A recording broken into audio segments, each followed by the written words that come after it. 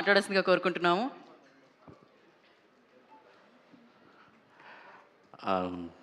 ఇది మా అందరికి చాలా దగ్గరైన అంటే మా మా సినిమాలు పబ్లిసిటీ బ్యాక్ బోన్ అయిన హౌస్ఫుల్ టీమ్ ప్రొడ్యూస్ చేస్తున్న ఫిల్మ్ ఇది. అంటే తెలుగుకి రిలీజ్ చేస్తున్నారు వాళ్ళు. అంటే వినీత్ కానీ సందీప్ కానీ మాతో మేము పడిన టెన్షన్కి సినిమా జనాల దగ్గరికి తీసుకెళ్ళాలని ఆ ప్రెషర్ అదంతా బేబీ టైంలో రాత్రి పగళ్ళు మాతో కూర్చొని మాకు నిజంగా బ్యాక్ బోన్ అయ్యి చాలా సినిమా ఆడియన్స్కి చాలా దగ్గరగా వెళ్ళడానికి one of the strongest pillars వీళ్ళు. సో వాళ్ళు ఫస్ట్ టైం ఒక కంటెంట్ని నమ్మి ఈ సినిమా రిలీజ్ చేస్తున్నారో నాకు ఎందుకో కొద్దిగా భయంగా ఉంది. అంటే నేను ఎప్పుడు అసలు బిజీ వల్ల అసలు నాకు తెలియదు ఈ సినిమా తమిళ్లో హిట్ అయిందని తెలియదు, దీని డీటెయిల్స్ ఏం తెలియదు.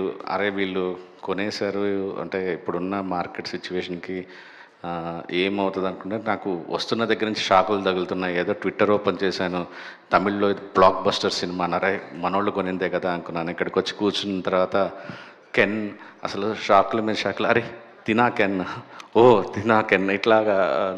అండ్ బ్రో కంటెంట్ చూస్తుంటే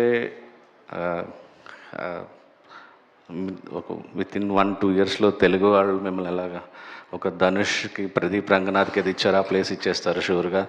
అండ్ అమేజింగ్ ఉన్న మ్యూజిక్ కానీ, జీవి ప్రకాష్ గారి మ్యూజిక్ కానీ, అసలు విజువల్స్ కానీ ఎవ్రీథింగ్ చాలా కనెక్ట్ అయింది. వశిష్ఠ అంటున్నాడు అదే కరెక్ట్ కనెక్ట్ అయితే లిటిల్ హార్ట్స్ దగ్గర ఉంటుంది ఈ సినిమా అని.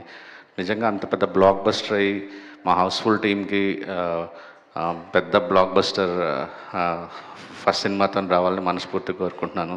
అండ్ ముగ్గురు హీరోయిన్స్కి welcome to the Telugu film industry అని. అండ్ ఎవ్రీవన్ సార్, మీరు మాకు తెలుగు వాళ్ళ కిందే లెక్క. కోవిడ్ దగ్గర నుంచి మలయాళం ఫిల్మ్, తమిళ సినిమా ఎక్కువ లవ్ చేస్తున్నారు తెలుగు వాళ్ళు. So all the best sir. Thank you so much. Thank you so much. నిజంగానే మలయాళం సినిమా లైక్ సురాజ్ గారిని ఎంత లవ్ చేస్తున్నాం అంటే we love driving licence, Jana Gana Mana.